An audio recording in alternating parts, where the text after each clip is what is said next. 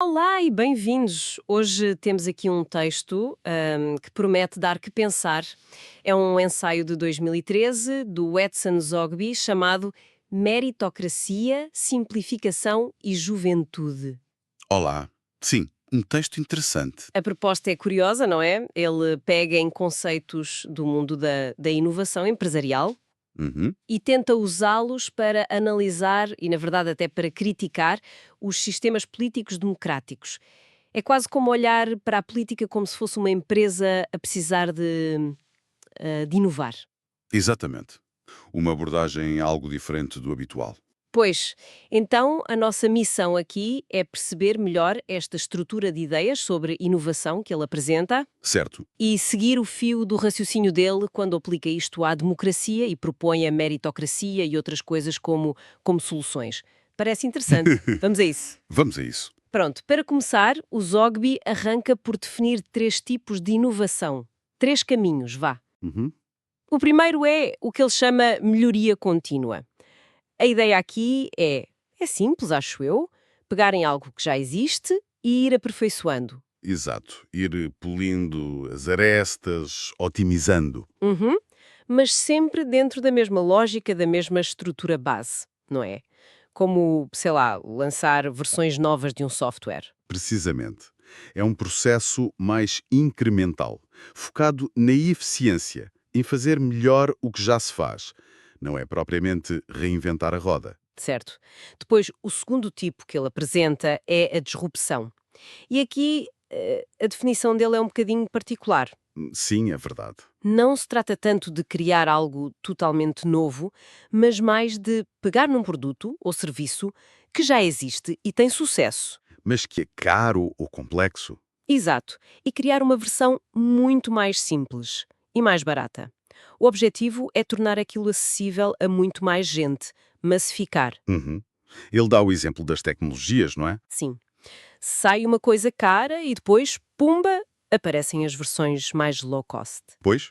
E o esforço de inovação aqui, segundo ele, está nessa simplificação e na redução de custos. Manter a essência, mas tornar acessível. Ou seja, a inovação está no como, na forma de o tornar acessível. É uma visão interessante da disrupção. Muitas vezes pensamos em disrupção como algo que destrói um mercado com uma tecnologia nova. Aqui o foco é mais em tornar o que existe acessível a mais gente. O que por si só já pode abalar as coisas. Sem dúvida. Pode ser muito disruptivo para os modelos de negócio que existem. Ok. E finalmente, o terceiro tipo, a inovação de ruptura. Esta sim é a mudança radical. É apostar numa ideia completamente nova. Algo inédito. Sim, algo que nunca foi feito. Criativo, mas, ele sublinha, tem de ser viável. Não é só ter uma ideia maluca. Claro, é o salto para o desconhecido, como dizias. Exato. E o texto sublinha aqui um ponto importante. Este tipo de inovação radical eh, não basta a ideia, exige uma estrutura organizacional diferente para a suportar. Ah, faz sentido. Uma estrutura mais ágil, mais focada, talvez até separada da organização principal, porque o risco é muito maior. Claro, a mentalidade tem de ser outra. Exatamente. Não se faz ruptura com processos pensados para a melhoria contínua. E ele associa estilos de gestão a isto, Sim, certo? sim, precisamente. Para a melhoria contínua e para a disrupção, pelo menos como ele a define, focada na simplificação. Ele associa uma gestão mais administrativa. O que é que isso quer dizer na prática? Bem, o foco está em gerir processos, otimizar, controlar custos, garantir a eficiência da máquina. Pronto. É uma gestão mais focada no como fazer bem o que já se faz, ou uma versão mais simples disso. Ok, percebido. Já a inovação de ruptura. Essa exige o que ele chama de gestão empreendedora. Diferente? Muito diferente. Aqui é preciso visão, capacidade de assumir riscos, riscos calculados, claro, Sim. de inspirar equipas para o desconhecido, de criar algo do zero. O potencial de ganho é enorme, mas o risco de falhar também é. É uma lógica distinta da administração do dia a dia. Ok, acho que temos a base dos conceitos de inovação bem assente. E é com estas ferramentas, digamos assim, que ele parte para a comparação que está no centro do texto: empresas versus governos. Exato. Ele argumenta que uma empresa privada, para ter sucesso, para sobreviver no mercado, bem, não se pode dar ao luxo de ser ineficiente, Pois não. nem de errar sistematicamente ou ter custos descontrolados. Porquê? Porque o mercado penaliza. Os clientes vão embora, o lucro desaparece, a empresa fecha. A lógica de mercado, nesta perspectiva, impõe uma certa disciplina. Uma pressão constante para a eficiência, para a adaptação. Exato. A empresa precisa de entregar valor, ser competitiva, gerir bem os recursos. Senão, simplesmente deixa de existir. E dentro dessa lógica empresarial de sucesso, o texto defende que as promoções, a progressão na carreira, tendem a basear-se no mérito. Uhum. Ou seja, quem demonstra mais competência, quem supera as expectativas, quem aprende e evolui, é reconhecido. E promovido. Sim, e segundo o Zogby, isto geralmente acontece sem grandes tumultos internos, porque as pessoas reconheceriam essa competência superior. É uma visão um bocado otimista, talvez. Este ponto sobre o mérito é fundamental para o argumento dele. Ele define mérito como algo conquistado. Pelo esforço, pelo estudo, pela dedicação, pela capacidade de entregar resultados. E afirma que nas empresas bem-sucedidas, Segundo ele, sim, segundo ele, este mérito gera respeito. Quem está mais acima na hierarquia, em teoria, conquistou esse lugar. é uma visão talvez um pouco idealizada do mundo empresarial, concordo. Mas é a premissa que ele estabelece para depois contrastar com a política. Pois, e ele próprio faz uma ressalva, não faz? Admite que há empresas sem ética. Exatamente, ele reconhece isso, que há grandes empresas que não seguem estas regras de mérito ou de ética. Mas argumenta que, muitas vezes, essas empresas sobrevivem não porque o mercado as quer, mas porque têm algum tipo de proteção ou cumplicidade com o poder político. Ok, quer dizer, são quase que impostas ao sistema. Na visão dele, sim, em vez de serem escolhidas livremente pelo mercado. Esta distinção é importante para ele poder manter o argumento de que o mercado livre por si só tenderia a premiar o mérito e a eficiência. Ok, percebido. E é com esta bagagem toda, os tipos de inovação, a gestão, a comparação empresas-governos, a ideia de mérito, que ele mergulha de cabeça na crítica política. É aqui que as coisas ficam, epá, mais controversas, diria. Sem dúvida. Ele aponta diretamente ao cerne da democracia representativa como a conhecemos, ao princípio de um cidadão, um voto. Exato. Ele critica o sistema por, na perspectiva dele, tentar igualar toda a gente na hora de votar, independentemente das qualificações, dos conhecimentos. Da capacidade de análise de cada um. E ele não usa meias palavras, pois não. Há uma pergunta retórica no texto que é bastante direta. Brutal, quase. Sim, é verdade. Ele pergunta algo como: mas não é óbvio que uma pessoa com estudos, com um currículo impressionante, tem mais capacidade de discernir do que alguém que mal sabe escrever? Uhum. Então, por que é que o voto de ambos vale exatamente o mesmo? E a resposta dele é taxativa. Está errado. É uma posição forte, sim. Desafia um dos pilares fundamentais das democracias modernas. O argumento dele é que essa igualdade formal no voto acaba por nivelar o sistema por baixo. Como assim nivelar por baixo? Torna-o, na visão dele, presa fácil para demagogos, para bons oradores que conseguem eludir ou manipular a maioria que ele considera menos informada ou menos capaz de analisar criticamente as propostas. E essa maioria, tendo o mesmo peso de voto, Poderia então eleger pessoas que ele considera mal intencionadas ou incompetentes. Ou seja, a falta de discernimento de uns arrastaria a qualidade das escolhas de todos. é uma crítica pesada à capacidade do eleitorado médio e à própria estrutura democrática. E qual é a alternativa ou a solução que ele propõe vinda daquela lógica inicial da inovação? Bem, ele não propõe acabar com a democracia, mas sim aplicar-lhe uma melhoria contínua. Volta à primeira categoria de inovação. Exatamente. E essa melhoria contínua seria a introdução da meritocracia no sistema político, nomeadamente no peso do voto. No peso do voto. Explica lá isso melhor.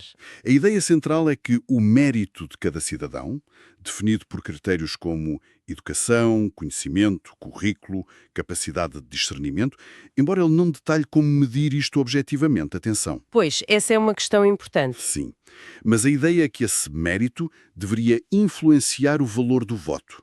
Quem tivesse mais mérito teria um voto com mais peso. Ou seja, abandonar o um cidadão, um voto, e passar para um sistema de voto ponderado, pelo mérito. Isso mesmo. E quais seriam as consequências disso? Segundo ele, o que é que mudava? Ele acredita que isto nivelaria as escolhas para cima. Primeiro, dificultaria a vida aos tais demagogos. Seria mais difícil convencer, ou, nas palavras dele, comprar o voto de cidadãos com mais discernimento. E cujo voto valeria mais. Exato. Segundo, obrigaria os políticos a apresentar propostas mais sérias, mais bem fundamentadas, a trabalhar a sério para convencer um eleitorado onde o peso estaria ligado ao mérito. E ele antecipa a crítica de que isto seria, sei lá, injusto, antidemocrático, elitista. Sim, sim, ele aborda essa crítica, a de que seria desumano ou elitista, e contrapõe dizendo que a meritocracia funciona, na visão dele, no mundo empresarial e é aceito como funcional. Hum. E acrescenta outro argumento, que este sistema incentivaria os próprios cidadãos a procurar mais conhecimento, mais educação, a evoluir, ou seja, a procurar o tal mérito. Para que a sua voz política tivesse mais peso. Exatamente. Seria um incentivo ao autoaperfeiçoamento cívico, digamos assim. E como é que isto se implementaria? Seria uma mudança radical, uma revolução? Curiosamente, não. Ele enquadra esta proposta de meritocracia no voto como uma melhoria contínua. Ah, ok. Ou seja, algo que poderia ser implementado através de uma boa gestão administrativa, ajustando as regras do sistema existente. Não seria preciso deitar tudo abaixo. Bastaria competência e ética na gestão dessa transição. Segundo ele, sim. Para um sistema de voto ponderado. Ok, então a meritocracia no voto seria a melhoria contínua. Mas ele falou também de disrupção e ruptura. Como é que esses conceitos se aplicariam à política na visão dele? Pronto, a disrupção, naquela lógica dele de simplificação, seria aplicada à própria máquina do Estado. Simplificar o Estado. Radicalmente. Ele defende uma simplificação radical das estruturas políticas e administrativas. Menos cargos políticos, muito menos. Menos deputados, menos ministros. Sim. E redução drástica dos benefícios, das mordomias, dos privilégios associados a esses cargos. E simplificação das leis, das regras, dos procedimentos burocráticos que, na opinião dele, só emperram o sistema. E ele aponta para modelos a seguir? Ou é só uma ideia geral? Não, ele menciona países como a Suécia ou a Noruega, como exemplos de Estados mais eficientes, com estruturas políticas mais magras, que deveriam ser copiados. E critica abertamente práticas que ele considera nefastas e comuns em muitos governos, como o nepotismo, o empregar amigos e familiares. Ah, a tal analogia com o mundo empresarial. Exato. A do funcionário peixinho. O que só está lá por cunha. Sim, esse mesmo. Que não produz, não tem competência, desmotiva os outros que trabalham a sério e, no fundo, é um custo, um prejuízo para a organização. E ele argumenta que numa empresa privada eficiente, Ou a empresa absorve esse custo e perde competitividade, ou o sistema acaba por expulsar. Nos governos, ele lamenta que isto seja tolerado ou até incentivado, minando a eficiência e o mérito. e para implementar esta simplificação disruptiva, bastava a tal gestão administrativa competente que ele falou para a meritocracia? Não só. Ele acrescenta aqui um ingrediente crucial: a blindagem. Blindagem. Como assim? Ele percebe, e bem, que cortar cargos, reduzir benefícios, simplificar estruturas, ia gerar uma resistência enorme, Claro, por parte de quem beneficia do sistema atual. obviamente. Portanto, seria preciso proteger quem estivesse a implementar essas mudanças, criar uma espécie de escudo contra as pressões políticas e corporativas. Sem essa blindagem, a simplificação radical seria provavelmente impossível. Faz todo o sentido. A resistência seria certamente feroz. E chegamos à última peça, a inovação de ruptura na política. O que seria isso, então? Aqui a ideia é menos definida, é mais aberta.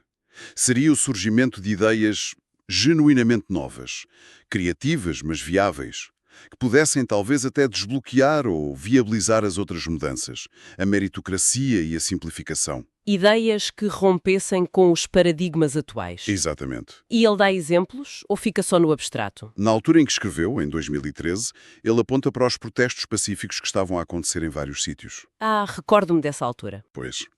Ele via esses movimentos como um exemplo de ruptura. Eram fenómenos, segundo ele, inéditos na forma e na escala, difíceis de controlar pelas estruturas tradicionais. e que demonstravam uma força inovadora vinda da sociedade civil. E que tipo de gestão seria necessária para esta ruptura? Já não a administrativa, imagino. Não, não. Aqui entra a tal gestão empreendedora que ele tinha mencionado antes. Mas esta gestão não viria necessariamente do sistema político estabelecido. Viria de onde, então? De novas lideranças, de vozes com força, com capacidade de mobilização, com uma visão transformadora. E ele aponta especificamente para os jovens. Ah, os jovens. O título falava em juventude. Sim, ele viu os jovens como potenciais catalisadores desta ruptura, como a força motriz para trazer o verdadeiramente novo para a política. Vê neles a energia e a vontade de arriscar que são necessárias para uma inovação tão radical. Portanto, resumindo, o percurso que fizemos com base neste ensaio. Partimos de uma framework de inovação empresarial com 3 níveis: melhorar o existente, a contínua, simplificar e massificar a disrupção e criar o radicalmente novo, a ruptura. Isso. Depois, vimos como o autor usa esta lente para comparar a alegada eficiência baseada no mérito das empresas com a alegada ineficiência e nivelamento por baixo da democracia. Um contraste forte. Sim. E, por fim, como ele propõe aplicar essas mesmas lógicas à política, a meritocracia no voto como melhoria contínua, a simplificação radical do Estado como disrupção e a emergência de novas ideias e lideranças, sobretudo jovens, como ruptura, é um argumento ambicioso e, em partes, bastante polémico, não? Sem dúvida. É uma tentativa de aplicar uma lógica de gestão e inovação empresarial a um domínio, o político, que tem as suas próprias regras, histórias, complexidades. E isso levanta questões interessantes, claro. Por exemplo, Por exemplo, a forma como ele define mérito é muito centrada em qualificações académicas ou profissionais. Seria este o único critério, ou o melhor critério, para ponderar a participação cívica? pois. E a própria ideia de que as empresas de sucesso são puramente meritocráticas é em si uma generalização que pode ser, e é, muito debatida. Sim, claro, e deixa-nos a pensar sobre a viabilidade prática destas propostas, especialmente a tensão entre a melhoria contínua da meritocracia, que ele diz que pode ser gerida administrativamente, Uhum. e a inovação de ruptura que depende de forças mais imprevisíveis e de uma liderança empreendedora que viria talvez de fora do sistema. Exato. E isso leva-nos talvez à reflexão final que emerge desta análise. O texto propõe, por um lado, uma reforma incremental, administrável à meritocracia no voto, gerida de forma ética e competente. Certo. Mas, por outro lado, apela a uma ruptura radical, impulsionada por novas ideias, talvez pelos jovens, algo mais espontâneo, transformador. Fica a questão, não é? Qual questão? Como é que estas duas abordagens, uma tão controlada, quase técnica, e outra tão imprevisível, quase revolucionária, poderiam realmente coexistir ou articular-se na prática? Como gerir as duas ao mesmo tempo? Exato. Como é que se gere, ao mesmo tempo, a otimização cuidadosa do sistema atual e o fomento de forças que o querem romper radicalmente? Aplicar isto a sistemas políticos tão complexos e, muitas vezes, tão resistentes à mudança, parece ser um desafio gigantesco. Como equilibrar o polir da velha máquina com a construção de uma máquina completamente nova no mesmo espaço e ao mesmo tempo? É algo para continuar a matutar, sem dúvida.